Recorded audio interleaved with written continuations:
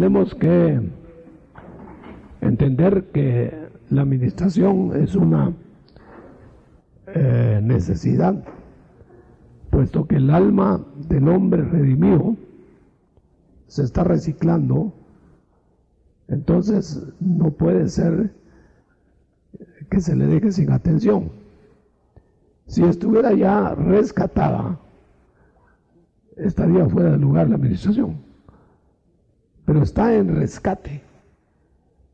En la medida que el alma del hombre redimido entrega sus áreas que le dominan, contrarias, a esa medida tiene necesidad de orientación, consejería y ministración.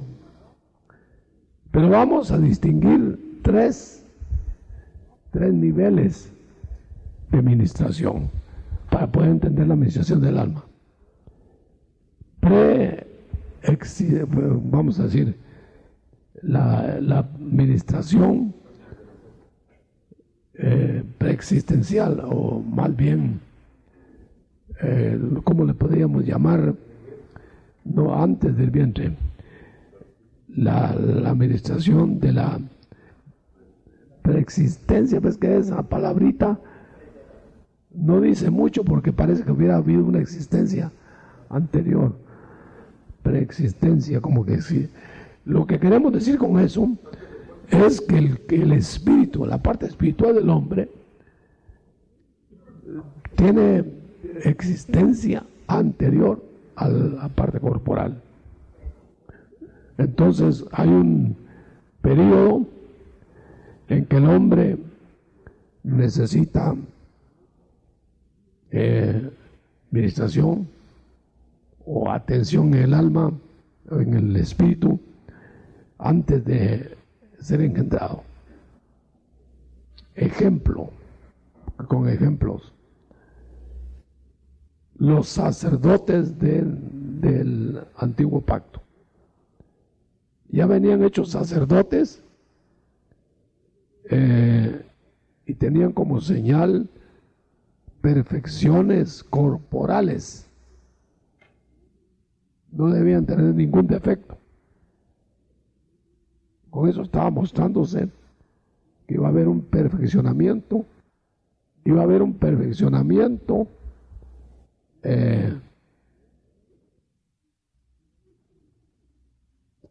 que se reflejaría en el sacerdocio varónico, en las actitudes físicas. Por ejemplo, si el sacerdote escogido por Dios, puesto para venir a ser sacerdote,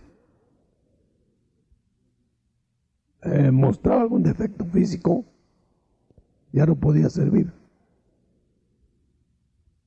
Jorobados, tuertos, ciegos, no podían ser sacerdotes. Por supuesto, eso no es ahora así. Eso fue la figura. Pero hay un detalle muy interesante. ¿Por qué resultaban jorobados, por ejemplo, si Dios los había hecho para ser sacerdotes? ¿Qué se jorobó primero? Hubo joroba espiritual. Es decir, en el transcurso de Dios toma un espíritu. Te voy a poner en un cuerpo sacerdotal en la tribu de Leví, por ejemplo. Ahora, ¿cómo vas a nacer? Bueno, nace en la tribu de Leví, ya es sacerdote. Todos los de la tribu de Leví eran sacerdotes, por nacimiento. Pero los examinaban si no tenían defecto físico. Ahora, ¿quién les haría un defecto físico si lo tenían? Si no empezaron así. Habría batallas, luchas ahí en el camino. Desde luego.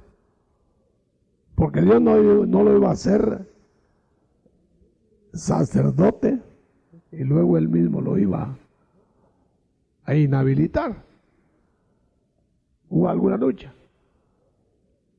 ¿Y qué culpa tenía el sacerdote si era indefenso? Haber tenido alguna culpa. No haber sido indefenso. El espíritu se dejó cargar o qué sé yo. Es muy difícil de averiguarlo. Pero si lo vemos a la luz de nuestro Señor antes de ser encarnado, Él tenía un propósito. Nosotros vamos a tener un propósito semejante al de Él en el trayecto. Pero Él tenía un propósito excelso. Entonces Dios lo platica con Él, el Padre platica con Él en espíritu, siendo espíritu. ¿Quién va a redimir al hombre? Heme aquí, dijo, yo voy. Muy bien. Entonces te haré cuerpo. Noten una conversación antes de tener cuerpo, antes de ser engendrado. Ahora, nuestro Señor, por supuesto, fue fiel, cumplió todo, agradó al Padre en todo, sin defecto. Por eso la figura, el Cordero para Dios tenía que ser sin defecto. ¿No? Allá defectos físicos, aquí serían en nuestra nueva dispensación defectos espirituales. Como sería joroba estar cargado siempre, aunque no se tenga joroba física. Bueno, nuestro Señor vino y cumplió. Él fue luchador preexistencial, digámosle, y vencedor. Pero ¿cuántos sacerdotes de la era de Leví no fueron vencedores? ¿Habremos pasado nosotros por esas luchas preexistenciales? Y si pasamos esas luchas, ¿qué papel jugamos? ¿Cómo venimos? ¿Vendremos escogidos para sacerdotes? ¿Vendremos señalados para esto, para aquello? ¿O cómo? Hagan ustedes juegos de imaginación. Pero vamos a ver la segunda etapa. Esta primera etapa es un poquito difícil, no tiene mucha luz, pero la segunda etapa, o sea, la etapa prenatal, en el engendramiento se estampan características que van a ser muy decisivas. Por ejemplo, si ustedes recuerdan cuando marcó Jacob sus ovejas con la varita mágica. ¿Cuándo marcó sus ovejas? ¿En qué momento? Si recuerdan el pasaje o me lo recuerdan, ¿en qué momento? Antes de que las ovejas fueran engendradas o al ser engendradas. Antes. Entonces todavía quedan en este primer periodo. Hay características que se marcan en el periodo pre-engendramiento. Pero vamos a decir que ya están engendradas. Ya tienen la marca de Jacob o de Labán. Muy bien. ¿A qué compararíamos eso? Estamos dando esta explicación porque de eso va a depender la administración, mucho.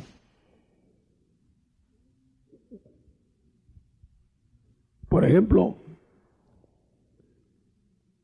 cuando están siendo engendrados, van a tener un periodo de prueba las ovejas de Jacob. Van a ser examinados, van a ser aprobadas o desaprobadas. Depende, ¿verdad? Pero vamos a entrar al marco de qué luchas habrá en el espíritu, en el alma del ser humano cuando es engendrado. Cuando todavía no ha hecho ni bien ni mal aquí. Tenemos que recordar a Jacob y Esaú. ¿Por qué antes de nacer, ya venía uno repudiado y otro acepto? Eso quiere decir que hay un periodo natal, prenatal, en que se puede ministrar a la persona, aunque no haya nacido. Puede ser favorecida o desfavorecida. Puede tener lances de grandeza o de pequeñez. Ahora lo difícil, hermano, es ver claramente si tiene voluntad en función. Debe tener. Aunque no se nota mucho en un feto, en una criatura dentro del vientre de la madre, la voluntad. Vamos a ver cuando Elizabeth saludó a María, el niño en el vientre de su madre, Juan el Bautista, saltó, danzó, diríamos, se alegró. Entonces tiene conocimiento ahí, el niño. Tiene voluntad. ¿Qué batallas se librarán ahí, hermano? En el vientre. O sea, tiene sentido ministrar sobre el vientre de una madre embarazada. Por ejemplo, ¿qué sentido tiene que un niño que no ha nacido luche adentro del vientre de la madre para ser primogénito y persiga al otro dentro de ese corto espacio para nacer primero? ¿Hay sentido o no hay sentido? Sí, hay. Pero se complica más la cosa cuando vemos que Dios dijo, primogénito va a ser Jacob. Pero nació primogénito Esaú. ¿Cómo es la cosa? Así es, ¿verdad? Ahora, ¿quién cambió la batalla en el vientre?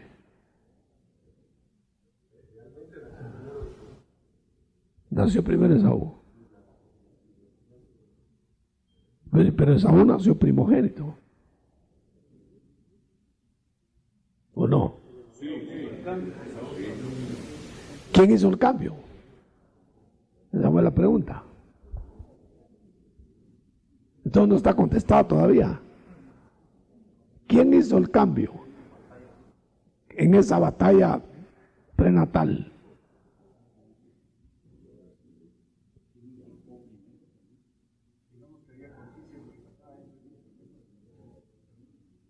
¿A quién nombró Dios? A Jacob. Vaya, pero permitió la batalla y que le dieran vuelta al otro, al de él, al de Dios. Ese sería el primer golpe de Estado, ¿eh? ¿Cómo dices tú?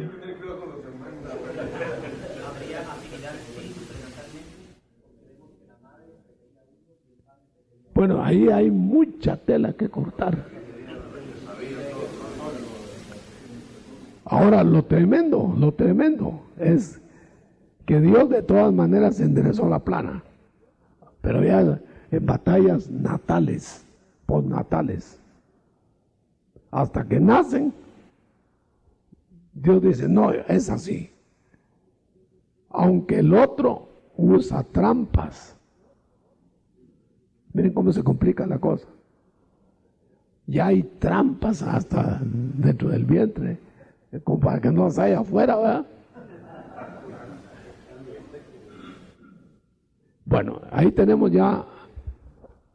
Entonces la administración va a lucir sobre lo preexistencial, sobre lo prenatal y sobre lo que ya nació.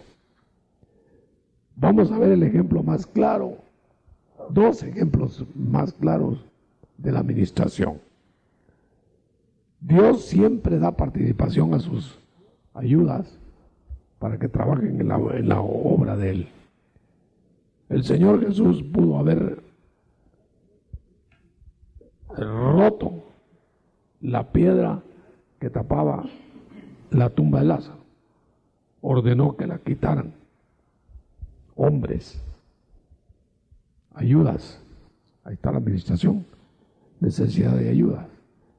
El Señor podía quitar la lepra de un leproso, pero mandaba al leproso curado que lo revisara el sacerdote. Otra vez la administración. Vamos a ver cómo desatamos esto. Entonces,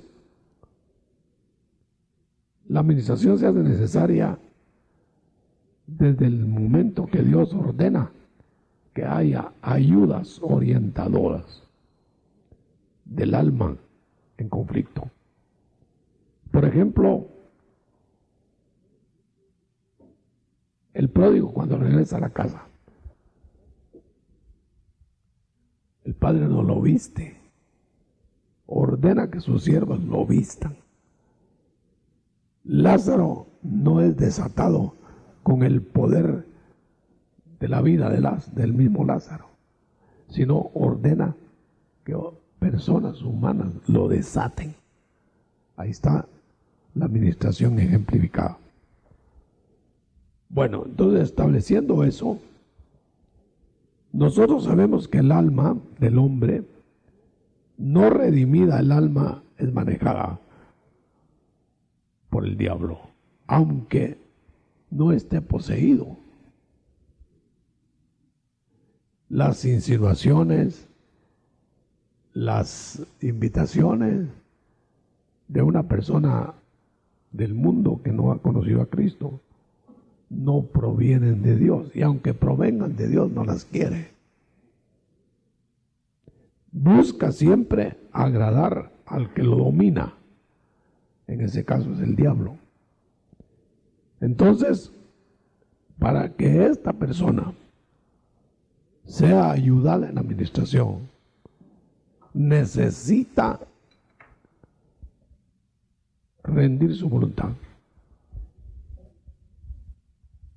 Ahora, ¿cómo se hace en una persona que no conoce a Cristo para ministrarle? El gadareno. ¿Cómo haría el gadareno para que Cristo le ministrara? Dice que vio a Jesús y corrió para que le tuviera misericordia de él. Eso quiere decir que tuvo un momento en que pudo auxiliarse de Jesús. ¿Por qué el diablo no se lo impidió todo el tiempo? ¿Influiría el Señor en dejarle libertad un momento para liberarlo definitivamente? ¿No ve usted una administración ahí? Yo creo que esa es la clase de administración que nosotros tenemos que hacer con el no convertido. Ayudarlo, orientarlo, aconsejarlo y ponerle manos.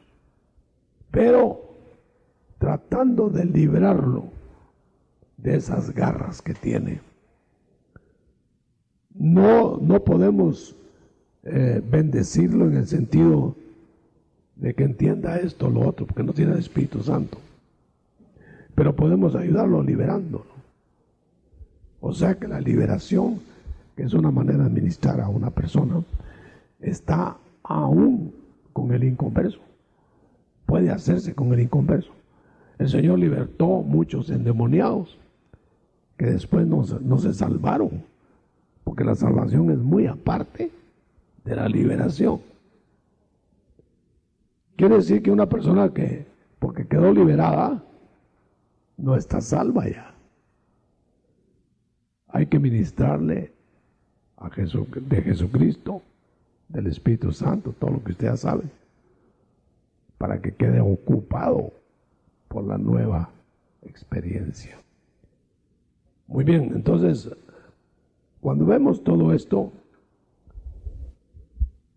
nosotros vamos a ver qué lugar tiene la administración en la iglesia.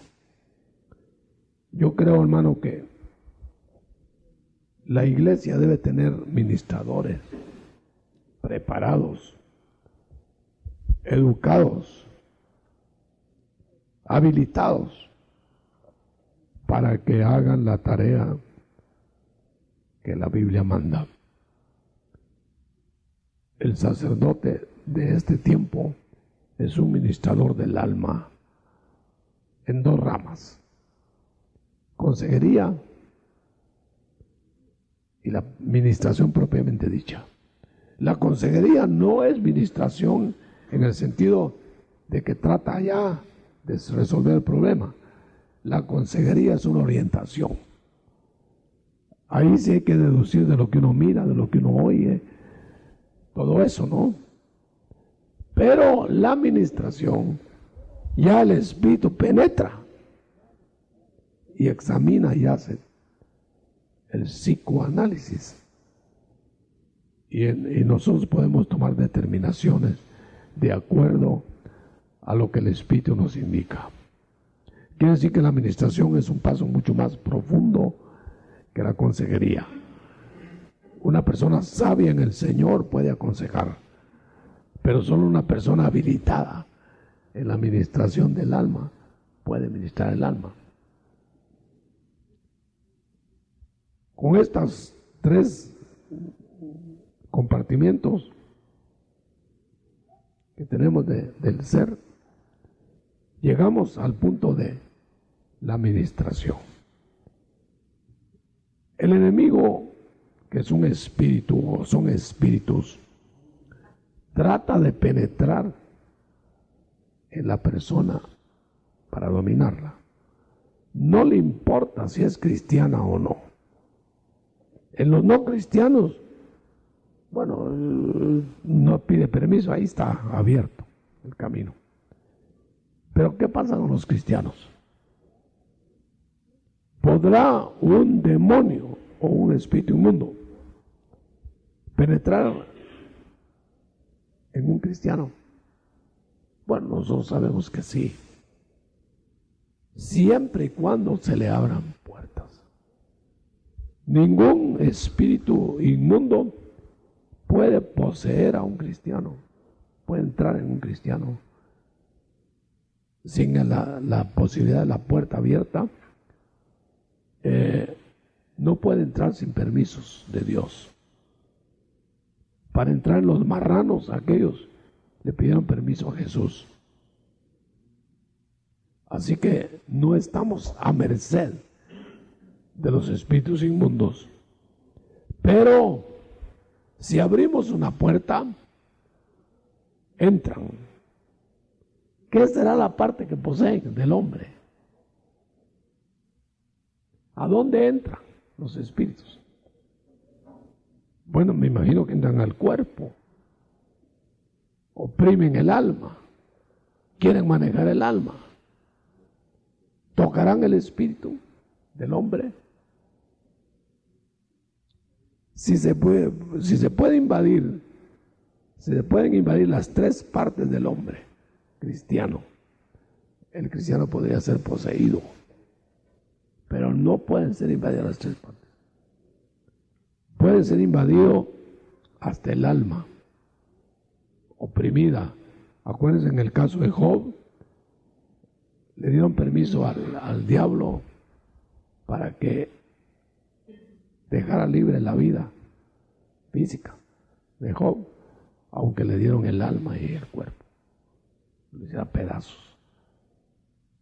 Toda la administración del creyente, del justo, es una administración para dejarle libre el alma, libre de las acechanzas que van sobre el cuerpo también, libre de enfermedades, libre de problemas, aunque no es un acto perenne.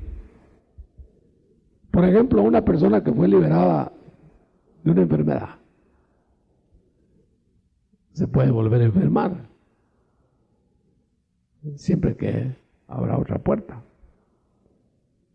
Una persona que ha sido liberada puede volver a tener opresiones del espíritu, del alma.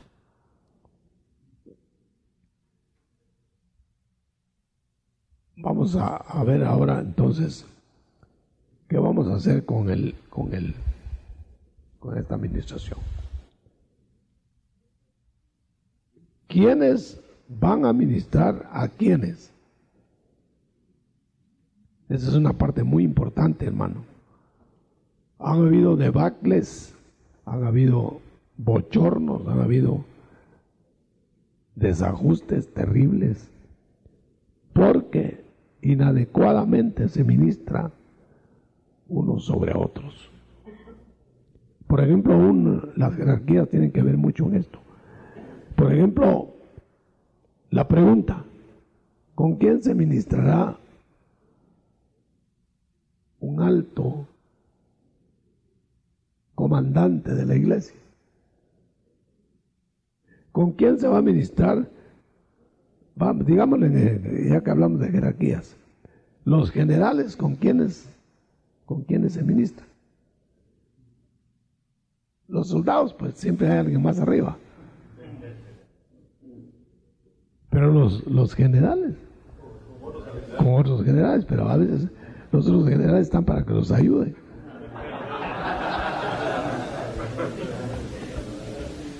¿Quién ayuda a quién? ¿Puede una mujer, ya saltó que asunto, puede una mujer ministrar a un varón?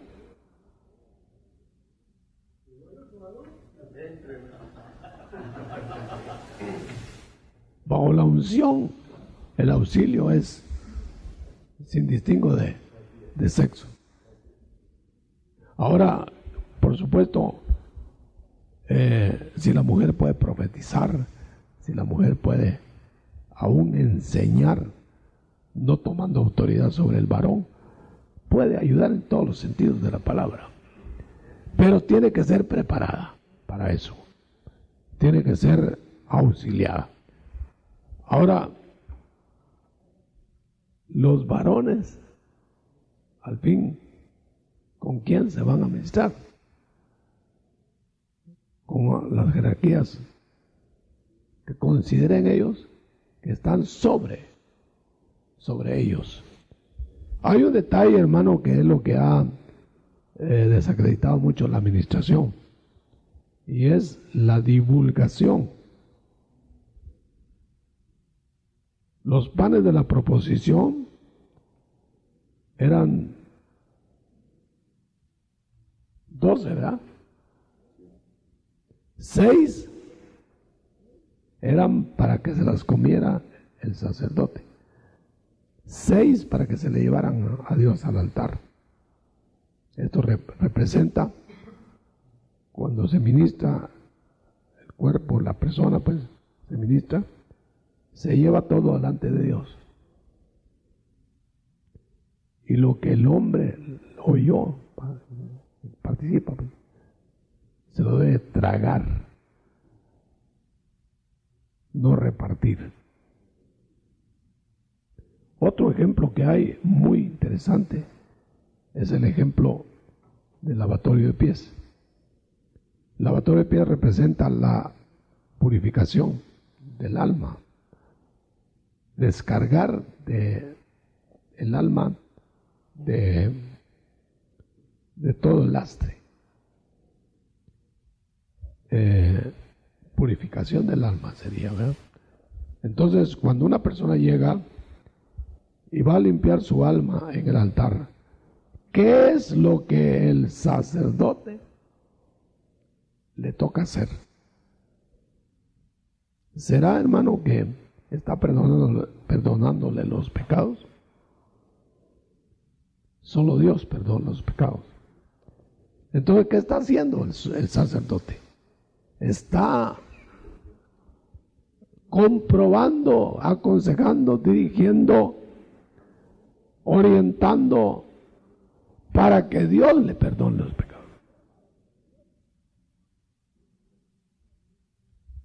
No se puede arrogar el derecho de yo te perdono, porque no es con uno el lío, ¿eh? Fue contra Dios. Claro, hay ofensas que se hacen dirigidas, por eso el pródigo fue contra Dios. Claro, hay ofensas que se hacen dirigidas, por eso el pródigo dijo: he pecado contra el cielo y contra ti. Ofensas a otros y ofensas a Dios. Quiere decir que nosotros, hermano, debemos de prepararnos para entender bien la administración, para poder hacerla. Yo he dicho esto a lo largo de tantos años de estar trabajando en esta área.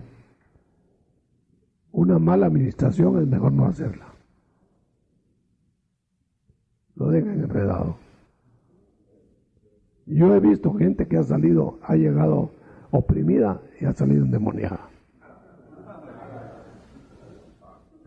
Yo he visto gente que ha llegado buena y sana y ha salido enferma y endemoniada.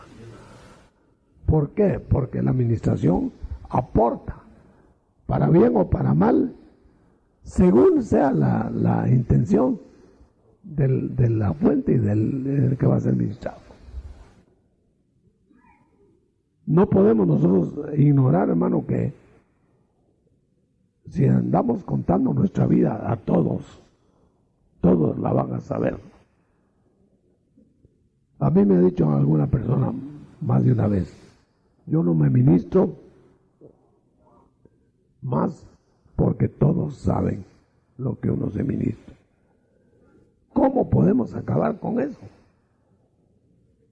¿Cómo podemos hacer para que esto no suceda? Preparar a nuestros personas con temor de Dios, personas que, por ejemplo, en el lavatorio de pies, no era para ver qué tal pies tenía el otro, eso lo lavaban, ni para salir diciendo: mira qué sucios tenían los pies, sino para decir: quedaron limpios, están limpios los pies. O sea que la administración es una fuente inagotable, hermano, de bendición, pero puede ser también, si no nos preparamos, una fuente de enredo, de confusión. No sé si usted ha tenido experiencia de gente que se ha quedado confusa en vez de libre en las administraciones. Tal vez llegó pensando que a un espíritu le andaba rondando por ahí y sale seguro que ya lo tiene adentro, porque le ministran que ya se le metió, por aquí va, mire, por la punta del dedo. A no sé quién le decían: mire aquí está, mire aquí se mueve en el estómago, como localizándole, tocando todo. O sea que hay una caricatura de la administración que se hace, pero la administración es un aporte a la iglesia de Cristo, de auxilio al alma, para orientarla y que cierre las puertas que abre en el cuerpo del hombre para que el hombre sea vulnerado.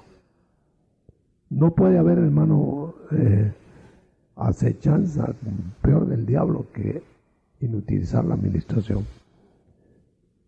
Todos hemos conocido un personaje grande que odiaba la administración públicamente en sus libros, que era del diablo, decía, y él cayó, y no, porque no lo auxiliaron, no pidió auxilio. La administración le hubiera evitado esa caída, pero él creía que el creyente ya quedaba puro, y él mismo era el ejemplo que no estaba puro. O sea, hermano, que no hay No hay más que conocer que la ministración es necesaria. Ministración desde antes de la concepción de un niño, pensando, orando por el futuro de los que van a nacer. Cristo lo hizo, ¿verdad? Yo no te ruego solo por estos, sino por los que han de creer por la palabra de estos. Y estaba orando por los que no habían nacido. Orar por los que ya fueron engendrados. Ya no digamos orar por los que ya nacieron. Orar, orar y orar.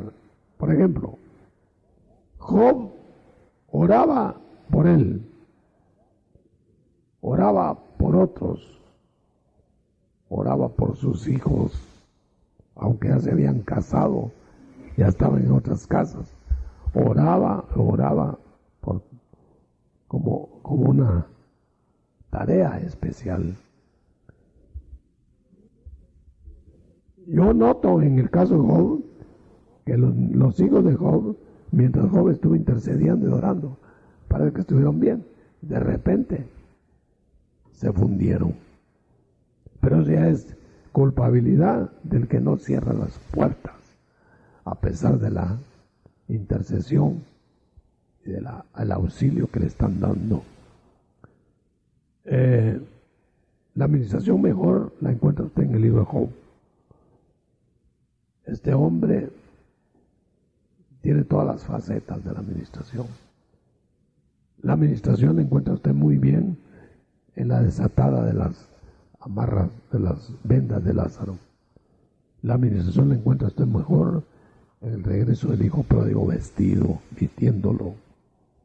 O sea que la administración va a la par de la conversión. La conversión es el nacimiento del espíritu nuevo, y la administración es el lavatorio continuo de la conciencia, o sea, del alma, para unirla a un espíritu nuevo, para que en un día no muy remoto el cuerpo sea cambiado en el cuerpo glorioso.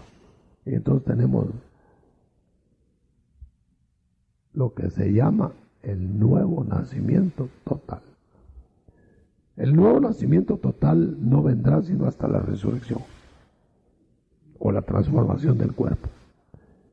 Nadie va a poder ser sin pecado mientras tenga el cuerpo de bajeza. Por eso hay que estarse arreglando con Dios, pidiendo auxilio, pidiendo consejería, pidiendo ministración. No nos debemos de cansar de pedir ministración, consejería y auxilio. Muy bien, vamos a dejar ahí para hacer preguntas sobre administración. Tal vez hay casos muy especiales que quieren saber, ¿verdad? Muy bien, dejamos que pase el micrófono. Hermano apóstol, disculpe, ¿cómo irá paralela la disciplina después de saber algún caso en la administración? Las disciplinas que se van a marcar en las personas dependen de qué actitud tomó el ministrado, la administración, la disciplina. Por ejemplo, está del todo rendido, hay que hacer uso de discernimiento. Cuando llega el arrepentido, en la actitud del pródigo, yo no creo que haya un verdadero arrepentido que regrese reclamando derechos. El que reclama derechos después de una disciplina es porque no está verdaderamente arrepentido. Vamos a ver, por ejemplo, ¿qué tal que tú hubieras regresado? Bueno, ya vengo, como soy tu hijo, dame, ¿qué me vas a dar ahora, papá? Yo no soy digno de nada, dijo. Absalón se metió por la puerta de atrás cuando regresó con David. Yo creo que la disciplina debe ser de acuerdo, es una disciplina tutelar, o sea, de acuerdo al desenvolvimiento y a la actitud que receptiva de la disciplina. Que va a recibir una disciplina la debe cumplir. Si no la cumple y escapa, no podrá ser perdonado. Alguien dijo, bueno, ¿y por qué no perdonan? Ya tiene tanto tiempo. Perdonen al fulano. Pero si no ha llenado los requisitos del perdón, no se puede. Hermano apóstol, en una iglesia, cuando el pastor delega el privilegio para ministrar a otros hermanos, estos hermanos tienen que ser muy reservados con todo aquello que ellos escuchan en medio de una administración. Tendrá que ser esa reservación, hermano, incluso con el pastor que los ha delegado a ellos. Se pueden comunicar algunas cosas que sean o que se consideren graves al pastor en medio de una administración. No sé si me explico, hermano. Hay cosas que dañan a la comunidad. Amén. Y se supieron de alguna manera, deben comunicarse a las cabezas nada más, para que él mire qué va a hacer con eso. Porque si se deja ahí es una bomba de tiempo. Ahora, si se divulga a cualquiera, peor. De una vez está en la bomba. Yo recuerdo el caso de una persona que fue a ministrarse y había caído en adulterio. Pero no solo él lo sabía ahí en la iglesia. Pero se va a ministrar la señora y había caído en adulterio por su lado la señora. Ninguno de los dos sabían el problema. Entonces el ministrante le dijo a la señora que tenía que írselo a confesar a su esposo. Se deshizo el hogar. O sea que hay remedios peores que la enfermedad. Se trata de reparar, no de destruir. Yo creo que no podemos divulgar esas cosas. Hay una religión grande, grandota en número, que eso lo tienen como un secreto, aunque lo divulgan, ¿verdad? Pero dentro del cristianismo nuestro también hay indiscreciones que duelen. O sea, mi hermano, que sí podría haber una delegación, pero tutelar, de parte de los ministros para los que van a ejercer esta... Desde luego, porque si se sabe de algo que está haciendo como cáncer, daño ahí, es peor dejar ese daño ahí. Como era administración, yo no dije nada. Dice, no, a las cabezas hay que informar. Hay que informar. Ahora, claro, noten ustedes lo difícil del asunto. Si los ministrantes o los ministradores saben que les pueden avisar a las cabezas, ya no se ministran. Pero el que no se ministra así tampoco quiere ser perdonado. Debemos dar libertad para que lo hagan o no lo hagan, pero sabiendo que hay que comunicar a las cabezas las faltas graves. Hermano apóstol, ¿de qué manera se puede pecar en el espíritu? Y también de qué manera se puede ministrar un pecado en el espíritu. La figura que se encuentra cuando había un sumo sacerdote que moría en el lugar santísimo por pecado, contaminaba el lugar santísimo, que es tipo del espíritu, ¿no? Pero tenían que sacarlo de ahí con un lazo, de tal manera que sí se contamina, puede contaminarse el lugar santísimo y puede limpiarse. Pero como la pregunta es, va a pecar en el espíritu. Los pecados del espíritu van contra Dios directamente. Los pecados del alma van contra el prójimo. y los pecados secretos, ¿verdad?, de el hombre contra sí mismo, puede ser.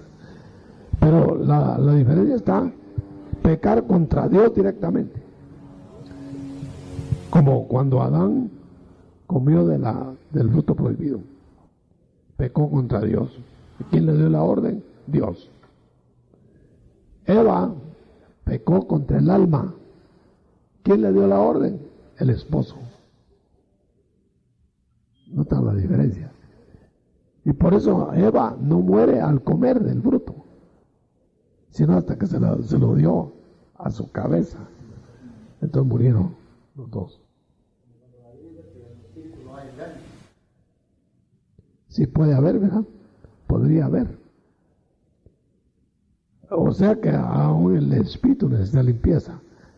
De otra manera, no podría decirse jamás presentarnos ante Dios, como dice, irreprensibles, alma, cuerpo y espíritu. Puede haber reprensibilidades en el espíritu del hombre.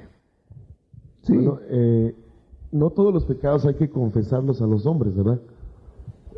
Usted acaba de explicar ahorita que hay pecados con uno mismo, contra el prójimo y contra el Señor.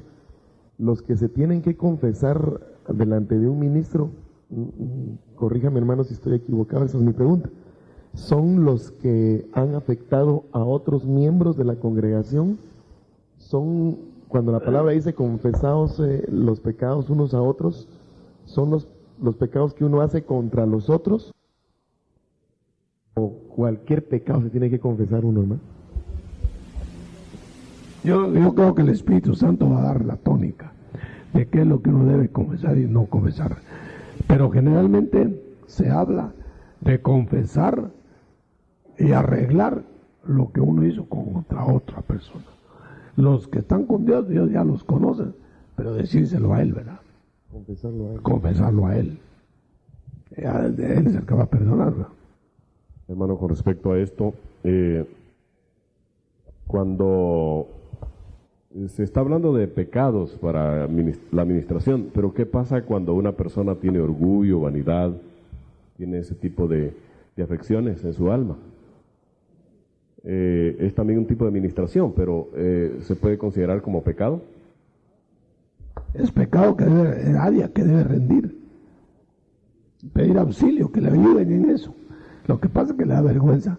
Yo no he encontrado a alguien que diga, mire, ore por mí porque soy muy orgulloso, muy vanidoso. No lo dice, pero es una lacra que hay que sanar. Otra cosa, hermano, cuando el Señor Jesús ministraba, detectaba, por ejemplo, una mujer que estaba jorobada y que tenía un demonio que la estaba jorobando.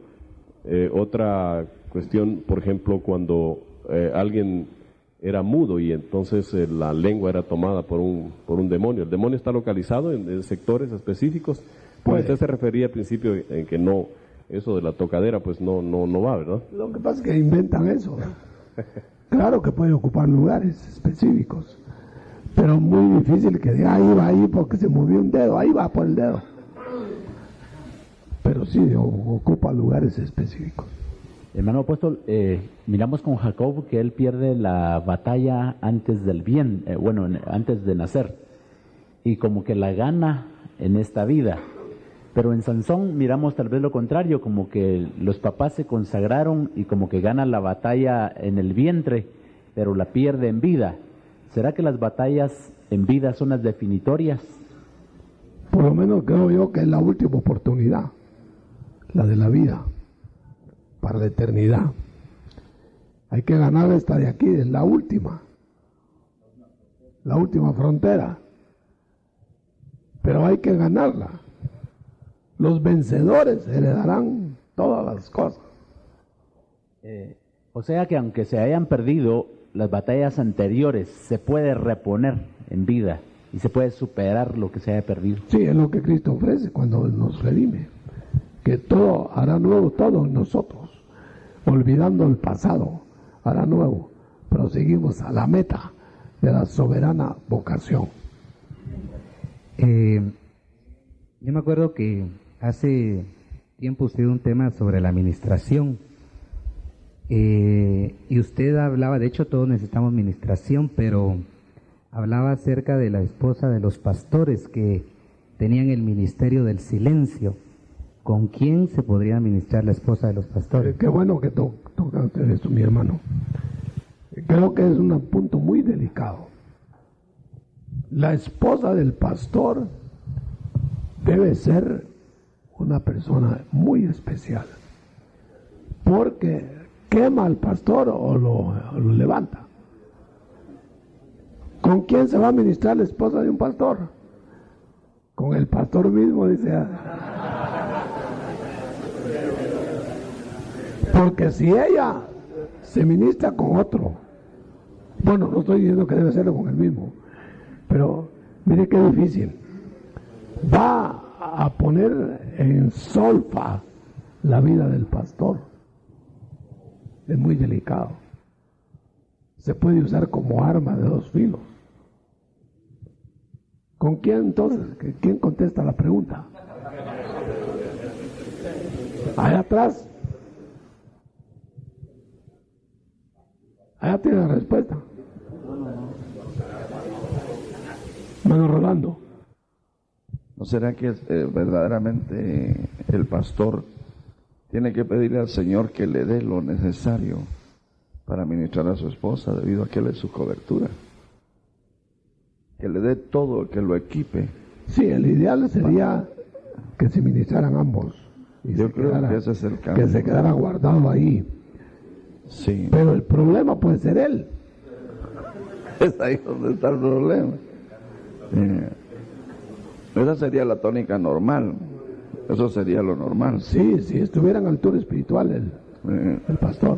Porque no es nada agradable, por ejemplo, que la esposa de uno se vaya a ministrar con otro hermano. No. Y entonces pienso que, no sé, yo creo que realmente uno es el que debería de pedirle al Señor la estatura y la capacidad para que la esposa pudiera abrir realmente su corazón con un hermano.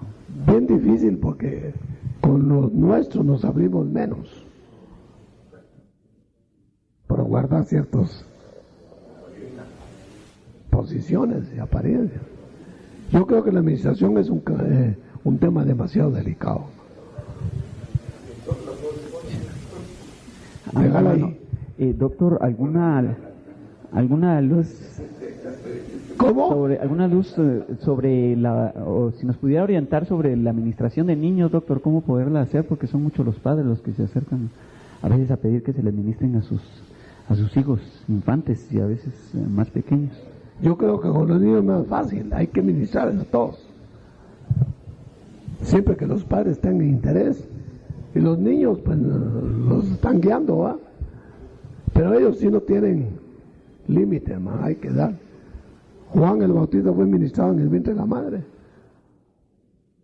O sea que no hay edad ni nada, parejo. El problema es con la esposa del pastor.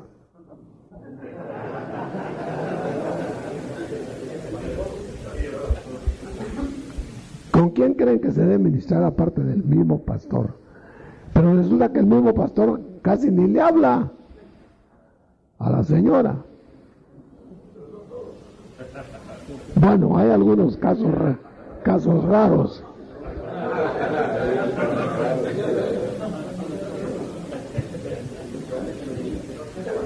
¿Ah?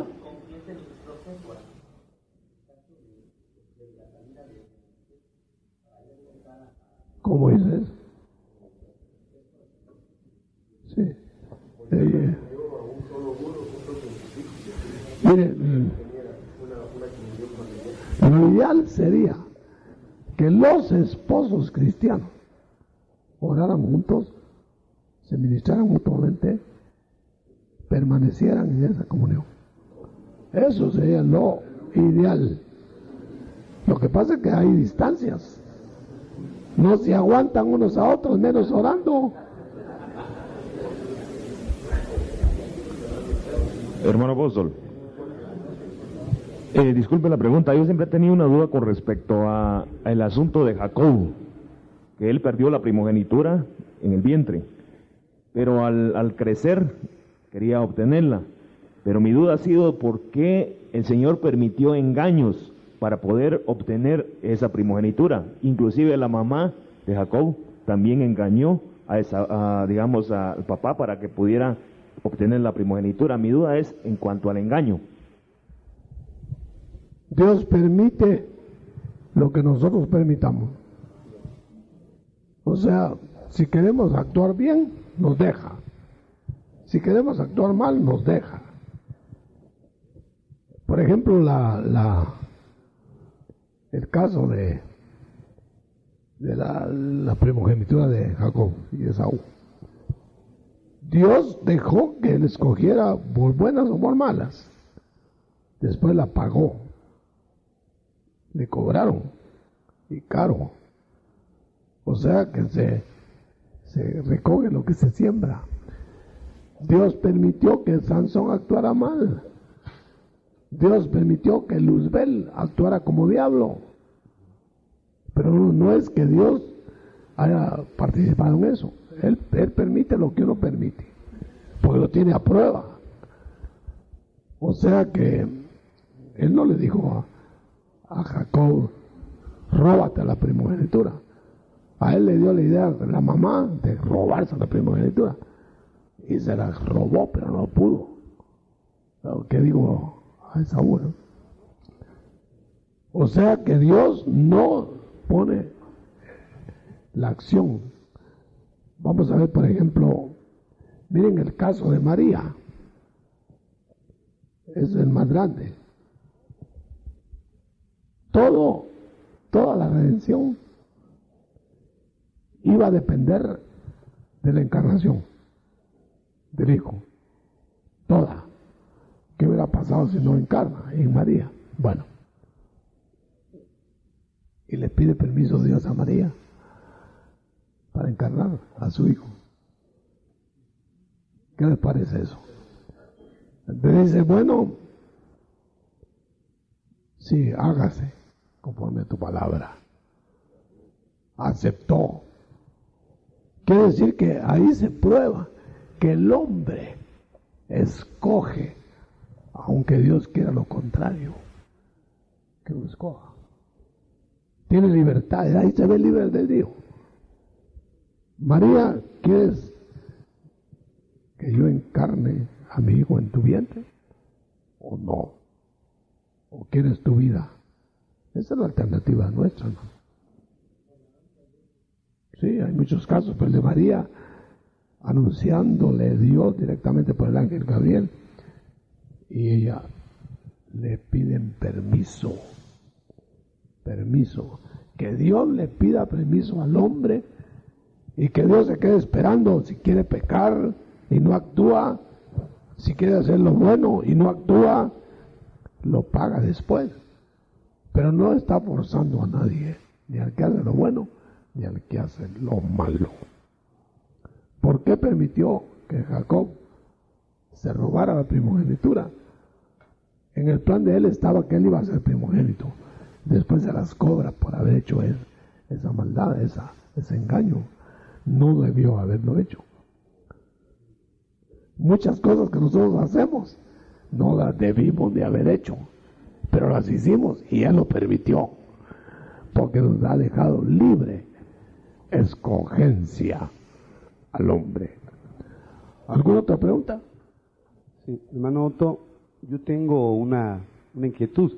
¿Hasta qué punto el que ministra tiene criterio, hasta dónde llega su criterio como para cubrir, no encubrir, para cubrir a una persona que pecó y que confiesa su pecado? ¿Hasta dónde está el límite en que lo puede cubrir?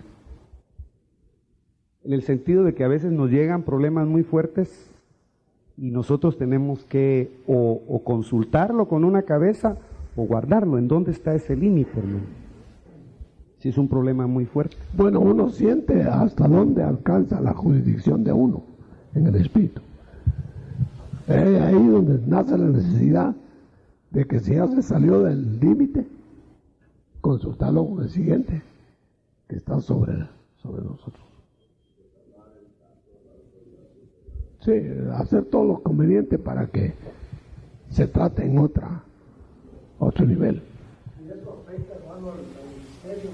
Creo que es necesario. Oh, que es necesario, sí, porque si no destruye todo el andamiaje. Mi hermano, buenos días. Respecto a la duda que había respecto a Jacob. Según entiendo, Jacob tuvo dos opciones y escogió la vía mala. Quiere decir entonces de que él, de alguna manera, sí pudo haber obtenido la primogenitura de la manera más fácil, atendiéndose a la gracia del Señor y a la voluntad de él, entregando pues esa área de soberbia, digámoslo así, o de tramposo que ella traía. Quiere decir que él no necesariamente tuvo que haber ido a sufrir allá con Labán y todo ese asunto, pudo habérselo ganado de una manera más fácil si lo hubiera esperado. Que de alguna manera el Señor, pues de forma sobrenatural, se lo hubiera dado. Pero yo lo miro aplicándolo a nivel de nosotros, hermano, voy a decir más bien al nivel del que estamos, que aquí hay una congregación de ministros. Puede ser también que a veces los ministros caigan en eso. Puedan tal vez obtener muchas cosas sin necesidad de triquiñuelas. Hay una congregación de ministros. Puede ser también que a veces los ministros caigan en eso. Puedan tal vez obtener muchas cosas sin necesidad de triquiñuelas, si esperaran. Que uno se adelanta al tiempo de Dios. Muchas gracias. Aquí quieren la palabra. Doctor, volviendo un poco sobre la inquietud de con quién se podría ministrar la esposa del pastor. Yo miraba un pasaje si no podría darnos luz al respecto de con quién se podría ministrar. Basado en 1 de Timoteo, yo pensaba si la esposa de un pastor no se pudiera ministrar con alguna que fuera realmente viuda, como dice la Biblia, por las características que tiene. Fíjese que dice de que se ha quedado sola. O sea, no hay con quien esté chismeando. Pero mira, me llamó la atención. Se ha quedado sola, ha puesto su esperanza a Dios, persevera en súplica y oraciones noche y día. Y en el verso 10 dice que tenga testimonio de buenas obras, si ha criado hijos, si ha practicado la hospitalidad, si ha lavado los pies de los santos, si ha socorrido a los afligidos y se ha dedicado a toda buena obra. Si no, sería la posibilidad de que una realmente viuda con esas características pudiera ser a dónde dirigir a la esposa del pastor para que se ministrara. Pues debe de haber. Sería otra posibilidad, pero solo hay en Alaska.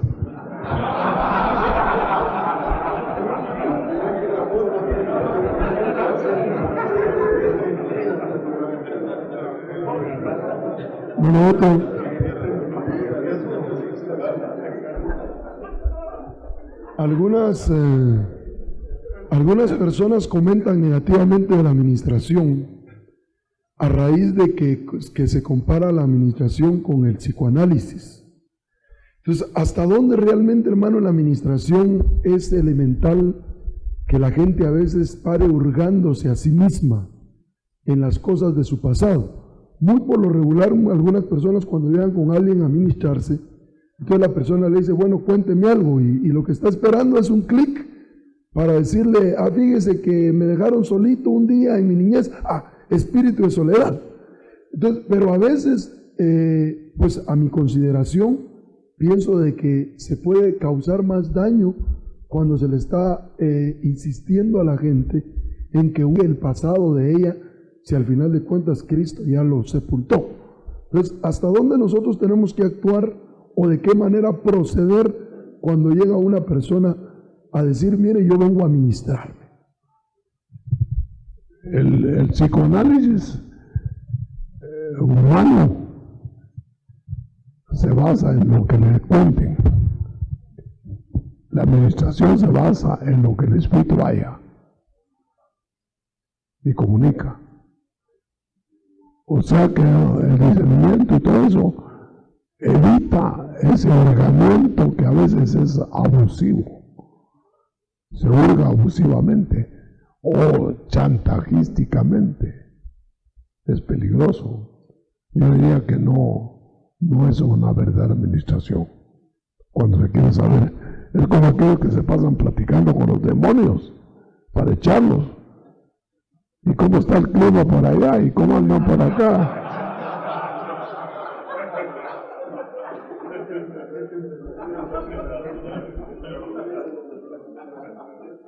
Hay una pregunta allá. Bueno, una pregunta. Cuando uno atiende administración a una persona y el resultado de ello es una cosa demasiado fuerte, que es como una brasa que uno pueda tener en las manos, espera uno 2 o 3 confirmaciones posteriores para hacerlo público o para hablar con su cobertura, o inmediatamente tiene que hacer eso porque uno puede cometer errores en la prisa de querer solucionar un problema. Concretamente es si debe haber 2 o 3 confirmaciones sobre lo mismo para que eso se le pueda dar una validez en la administración. Sí, cuanto mejor confirmado usted, es más fácil. El problema es que no siempre se tienen las confirmaciones y la cosa está grave, ¿verdad? El caso es grave. ¿Querías? Sí, hermano. Sí. Hermano Otto, con respecto a eso, en algún momento comentando con algunos hermanos pastores, algunos amigos, entre broma y broma, decíamos más o menos esto: si algún pastor tiene algo que necesita ministrarse, si es algo leve, ¿para qué irse a ministrar? Yo creo que la misma bendición y la misma unción y el estar en la presencia del Señor de alguna manera le va provocando a uno una ministración. Si es algo difícil, entonces no van porque ya arriesgaron la cabeza. Entonces, ¿hasta dónde realmente, hermano, con respecto al tener que comunicar a una cabeza superior un asunto delicado, se debe hacer si, por ejemplo, una persona de su propia voluntad buscó la administración? Para mí ya hay un gran atenuante de que la persona quiere ser libre. Si se le descubrió, eso ya no es administración. Entonces, ¿hasta dónde nosotros podríamos, por ejemplo, si un hermano pastor que me tuviera mucha confianza me contara algo extremo, hasta dónde yo realmente tendría que decir o comunicar algo? Porque si queda la puerta abierta en que yo puedo comunicar, si me llegan con la administración, lo más seguro es que nadie se acerca. Porque siempre está esa puerta abierta de que se puede volver más cardíaco lo que uno realmente podría querer solucionar. Entonces, podría ser, hermano Otto, que el mismo hecho de que una persona se acerque y llegue a confesar lo que ni siquiera el que está ministrando lo sabía, fuera ya un atenuante como para guardar y reservar, aunque las cosas fueran muy delicadas. Sí, yo creo que así es. La administración es algo bajo guianza del Espíritu. Guianza del Espíritu. Aquí también, hermano Otto, yo estaba pensando que la administración es el terreno más movedizo que tiene la iglesia en general, y ha ocasionado problemas bastante profundos. He estado meditando mucho en ello, me he encontrado con que para mí en lo personal la mejor solución ha sido sacarle el cuerpo a la administración. No que no crea en ella y no que no haya considerado que es una necesidad, pero viendo tantas situaciones difíciles, por ejemplo, uno de los más grandes problemas que tenemos es la administración a los ministros, porque no encontramos, creo que para ministrarse, primero tiene que haber una extrema credibilidad en la persona que lo va a ministrar a uno. Segundo, tiene que haber una confianza profunda. Y tercero, uno tiene que dejar su orgullo a un lado para sacar lo que hay en lo profundo del corazón. Entonces, a veces nosotros cuando pensamos ministrarnos, si a veces hacemos un comentario, si a veces damos una leve información de alguna cosa y se vuelve un problema y a veces hasta nos ponemos unos contra otros, entonces comenzamos a pensar, ¿qué va a pasar si alguien viene y se ministra y saca un problema que hay? He estado pensando que quizá cada pastor debe tener un equipo de administración y debe de instruirlo periódicamente y permanecer en un contacto profundo con ellos, porque están haciendo el trabajo de la iglesia del Señor. Tener continuamente una vinculación, y tal vez no es asunto de que lo que el hermano se ministra me lo vaya a contar a mí como pastor, sino que si yo soy ministrador, tengo que tener la capacidad de persuasión para llevar a esa persona a que no se ministra, a no contarle al pastor lo que se ministró conmigo, sino que él sea capaz de irse a ministrar con el pastor general, digamos, para que él tome la última decisión. Yo pienso, hermano, que el problema es que la gente piensa, no me ministro porque perdone que digas por decir algo, no me ministro porque se lo van a ir a contar al hermano Otto, por decir algo. Entonces, si es algo que usted tiene que saberlo y yo lo voy a ministrar, creo que yo tengo que tener espiritualmente la capacidad de persuadir a esa persona para llevarlo con usted y que juntos podamos expresarle el problema, la situación que hay, para que usted como ministro, cobertura nuestra, tome las decisiones, los parámetros que se van a hacer. Pero hermano, yo creo que nosotros mismos, muchas veces me incluyo, le sacamos el cuerpo porque la administración está tan resobada por gente que no ha sido instruida por los ministerios.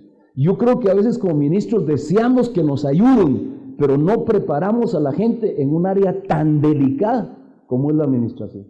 Yo pienso, hermano, que uno de los más grandes problemas que tenemos es, entre nosotros sabemos muchos pastores amigos, pero la verdad es que a veces tenemos ciertos temores a abrir nuestro corazón. Y entonces vemos el gran problema. Pero si fulano era nuestro gran cuate, él era el que nos corregía, él era el que nos dirigía, y nunca siendo nuestro gran cuate se atrevió a contarnos todas las basuras que tenía en su corazón. Entonces, ¿por qué? Eso nos demuestra la falta de confianza y la falta de unidad granítica de que debería haber entre nosotros. Bueno, estás hablando de una iglesia ideal,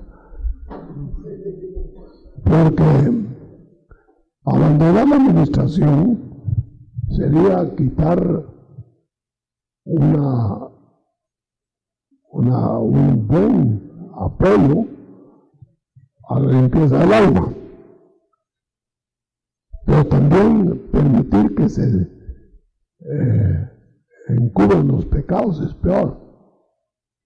O sea que sí sería mejor que la persona fuera instruida de tal manera que ella misma confesara, que ella misma sacara sus asuntos, no que los tenga que llevar otro. Pero se han visto casos en que aún predicando se ponen ejemplos de administraciones y se divulga. Quiere decir que o instruimos bien la administración o es mejor no hacerla, porque causamos más daño. Yo creo que debe recurrirse a educar la administración, a educarnos en la administración, que es necesaria, indudable, pero bien hecha, bien llevada. La iglesia está urgida de administración. Hay mucho pecado escondido bajo la alfombra. Tú querías hablarle hace rato, ¿verdad? Y ya contestaron. ¿Tú qué? Sí, hermano, algunas de las cosas que yo tenía en mi corazón coinciden con lo que decía hermano Agustín. Digamos, yo pienso que una de las cuestiones que debemos hacer es enseñarle a las ayudas nuestras, pero también a las ovejas, que es la administración. Porque a veces se divulga una administración, pero no por el ministrador, sino que por el que fue ministrado. que él sale y dice, fíjense que a mí me salieron tales demonios y lo pasa contando, ¿verdad? Y después está quejándose de que lo sabe todo el mundo. Pero eso no se va a poder evitar si no es con constante enseñanza, tanto al pueblo como a los que le ayudan a uno. Pero otra de las cosas que oía yo por las opiniones de los hermanos de allá,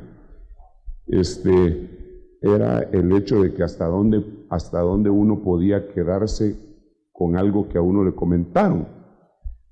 Y yo quisiera dar mi opinión, y usted me corrige si estoy equivocado, pero yo pienso que si el Señor me puso a mí que llamara a una persona en la iglesia para que me ayude a ministrar, ella me está ayudando en la tarea pastoral. Si esa persona se toma atribuciones de corregir, disciplinar o de decidir callar algo que yo debo de saber, está usurpando algo para lo cual no fue llamado. Si usted nos da confianza a nosotros para que como delegados en algunas oportunidades ayudemos a otra persona y ella nos comenta algo que solamente usted tiene que decidir y nosotros decidimos ya sea disciplinarlo o hacer lo que sea, nosotros estamos usurpando también algo que no nos corresponde. Pienso yo que tal vez lo más adecuado, como decía Agustín, es tratar de convencer a esta persona de que vaya a su autoridad. Parte de la administración. Exacto, que vaya a convencerle y hacerle ver que nosotros no tenemos la capacidad, puesto que no somos su autoridad. La autoridad de él es el que lo va a disciplinar y ese es el que le va a causar el beneficio, ¿verdad? Pero yo creo que hay falta de enseñanza, como decían los hermanos.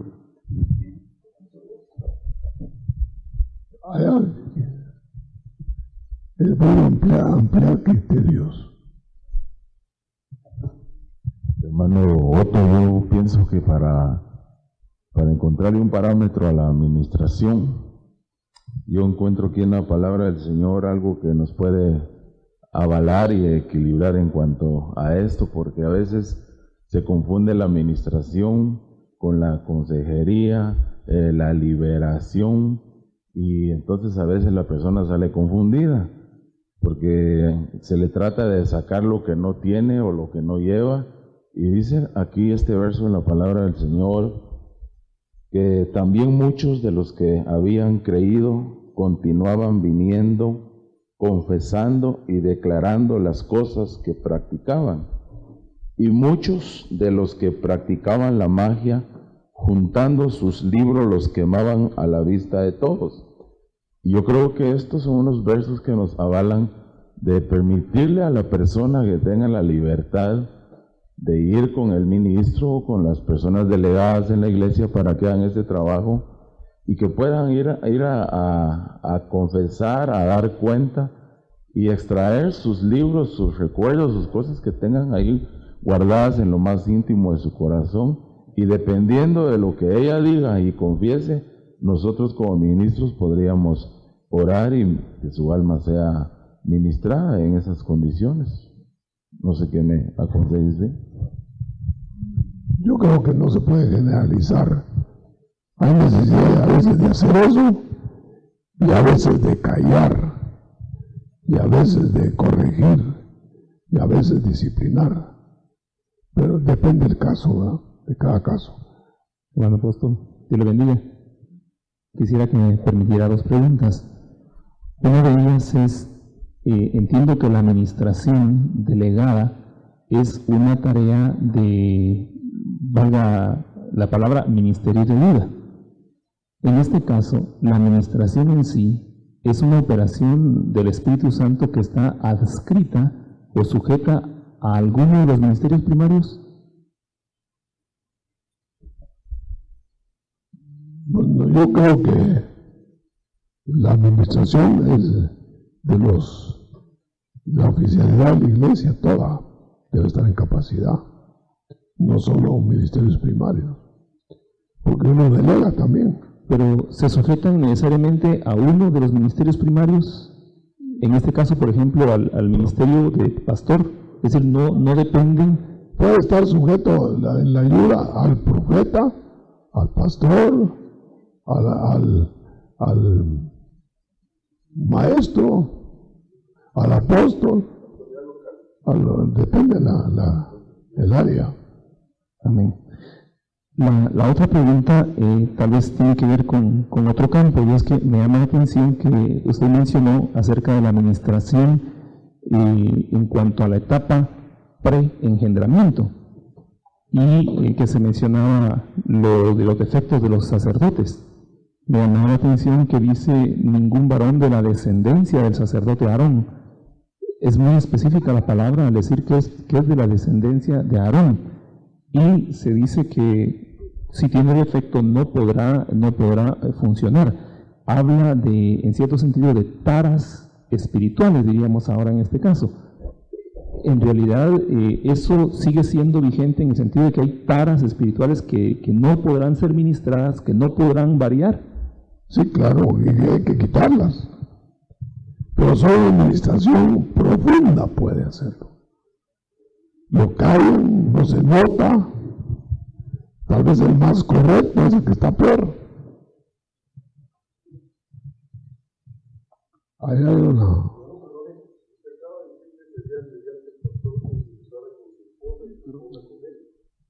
Sería una pareja ideal.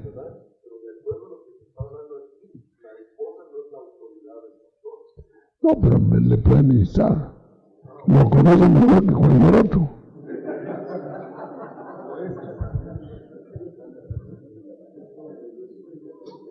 Bueno, Otto, disculpe, yo quisiera retomar algunos de los pensamientos, porque hay que resumir. Sí, de los pensamientos del hermano Agustín que me parecieron muy acertados, y algunos de los asuntos que dijo el hermano Sergio. Yo estoy de acuerdo, hermano, de que los que ministran son delegados del pastor, pero tal vez lo que nosotros no debemos de perder en cuenta es el objetivo de la administración. Si yo pongo a un delegado en la administración, es con el objetivo de sanar a la persona. Si una persona fue a administrarse por X problema, por muy grande que sea, y fue a la administración, yo estoy deduciendo que está sanado. Entonces, ¿por qué a cuenta de que yo me voy a mejor enterar? Mejor ni me entero, hermano, porque me puede causar, yo creo así, me puede causar de alguna manera una inclinación humana a tomar una decisión. Si al final de cuentas pudo sobrevivir con el problema varios tiempos en la iglesia, se fue a ministrar después, supuestamente ahora sí ya está sano del problema, y que yo venga ahora y después de que yo sé el problema, meta la mano a querer corregir algo que ya está solucionado, yo veo un poco de que ya no tiene lugar en ese aspecto, hermano.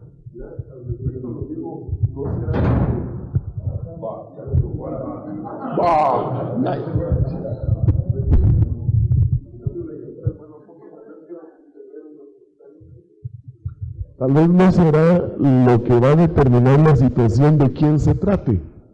Por ejemplo, si mi mejor, digamos, director de alabanza cayó en adulterio y si lo ministró un anciano, creo que sí tienen que hacérmelo saber a mí.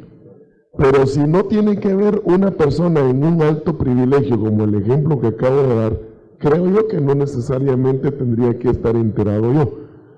Entonces, conforme a la aportación del hermano Marvin, creo que viene esta, hermano apóstol. No depende entonces de quién es la persona, la determinación de la administración va a depender de la persona que se ministró. Depende del privilegio o la responsabilidad que tenga dentro de la iglesia, porque no va a ser igual que una persona que venga a ministrarse y que saber quién sea, que tiene 2 semanas de estar en la iglesia congregándose y venga a ministrarse un adulterio. El anciano creo que tiene la capacidad, si como lo dijo Sergio, lo ha ministrado bien el pastor y lo ha instruido para determinar qué hacer con ella.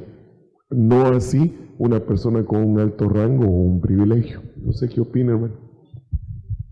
Está serio, porque yo he visto casos en que no, cuando empezó la liberación en la iglesia, la administración, personas que no decían sus verdaderos pecados, ponían los livianitos y nada más, y no se liberaban.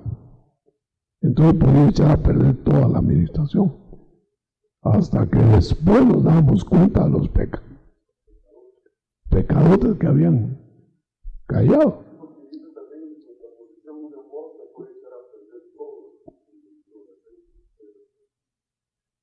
Pero es que hay gente que no confiesa su verdadero pecado. Dice todos menos el más picudo. Había una persona que no se liberaba, y otros fácil. Después se supo que estaba en adulterio y confesaba todo, menos el adulterio. Yo pienso que sí, efectivamente, los hermanos tienen razón en muchas de las posturas, a mi juicio, pues, tienen razón, y desde luego, pues, esos son pastores que tienen mucha experiencia. Pero que tal vez deberíamos de tomar en cuenta también algunas otras cositas, como el tiempo del pecado, cuándo fue ese pecado y qué clase de pecado fue, ¿verdad? Y por eso la enseñanza tiene que ver. Porque si fue un pecado que ellos cometieron antes de Cristo, pues yo creo que no es trascendental que uno como pastor lo sepa. Pero por ejemplo, si uno tiene una ayuda muy cercana, y esta ayuda viene y le va a confesar a uno de los ancianos que robó en la iglesia, y él, como ya lo solucionó, no le dice a uno. Entonces uno lo deja y lo pone de administrador general de todos los bienes de la iglesia, y ya se fastidió todo, porque a veces los dichos populares tienen mucha sabiduría popular, pues sí, por ejemplo, gallina que come huevo, que le quemen el pico, ¿verdad? Entonces, si lo hizo una vez, puede volverlo a hacer, y a uno no le consta que ellos verdaderamente hayan estado. Pienso que deberíamos tomar en cuenta la clase de pecado, cuándo fue, y la clase de persona. Todo esto es tan difícil, porque cada caso es cada caso. Estamos hablando de particularidades. Doctor, una de las cosas en la administración es que mucha gente llega a ministrarse y pone como testigo a Dios. Dios sabe, dice siempre, casi por lo general. Pero llegan a hablar, a decir Dios sabe, pero no sacan lo que usted dice que tienen que sacar, como diciendo Dios lo sabe. Y Pablo decía, pongo como testigo a Dios de mi alma. O sea, en el aspecto de como que es una excusa cuando llegan a ministrarse, de que Dios lo sabe todo y que solo llegan a sacar lo que usted dice, lo que está encima, y no lo que está profundo. Es ahí donde entra el don de ciencia y el don de discernimiento en el que ministra para poder liberar. Porque si esos dones no se mueven en uno que ministra, entonces lo que está haciendo es lo que decía Marvin, una administración humana de la cual quiere pelear una batalla para ver cuál es el problema de la persona. La otra, hermano Otto, es con relación, digamos, como usted como cobertura, como pastor general. Viene una persona que se ministra y el pecado es fuerte, tal vez no lo cometió antes, sino estando en privilegio. El que ministra no tiene autoridad para poner disciplina, por el hecho que no se le fue dado esa autoridad porque hay un pastor. Ahora, viene la persona que ministra y se lo comenta a usted, porque uno no sabe qué decisión tomar con esa pareja o esa persona que cometió tal pecado. Entonces, ¿hasta qué punto el que ministra tiene autoridad para poner una disciplina? Creo que no la tiene, sino tiene que ser cobertura pastoral o apostólica. Entonces, hermano, ¿hasta dónde llega una disciplina a una persona por los diferentes grados de pecado que puedan haber? Más que todo, yo creo que la comunicación del que está ministrando es para decir, hermano, ¿qué hacemos con él? ¿Lo sentamos o lo quitamos del privilegio? Y entonces la decisión ya la toma el pastor. Hay niveles de disciplina. Disciplina que no se puede tomar individual. Hay una reunión de presbíteros y la toman, o solo el apóstol, o solo el pastor, pero no toda la gente que ministra tiene esa autoridad. Es un informador nada más, de ayudador nada más. Miren, ninguna administración tiene función si el ministrado no reconoce la superioridad espiritual del que le está ministrando. Con solo que tenga dudas, este pastor no me averigua nada, no sabe nada, ya no se puede ministrar.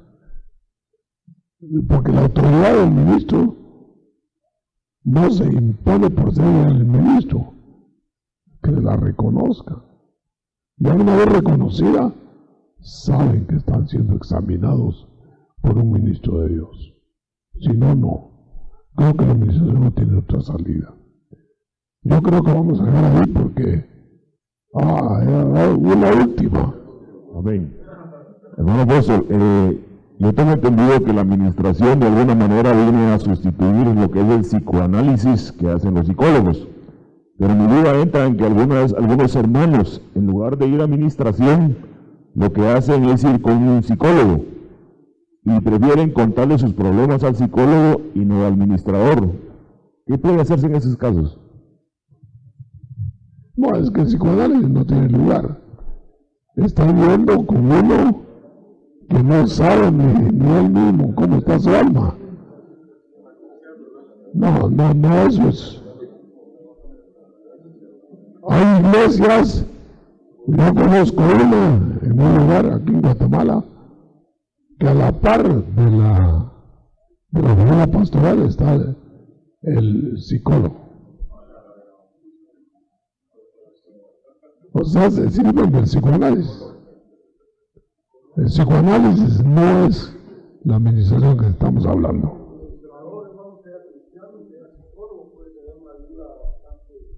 Deficiente.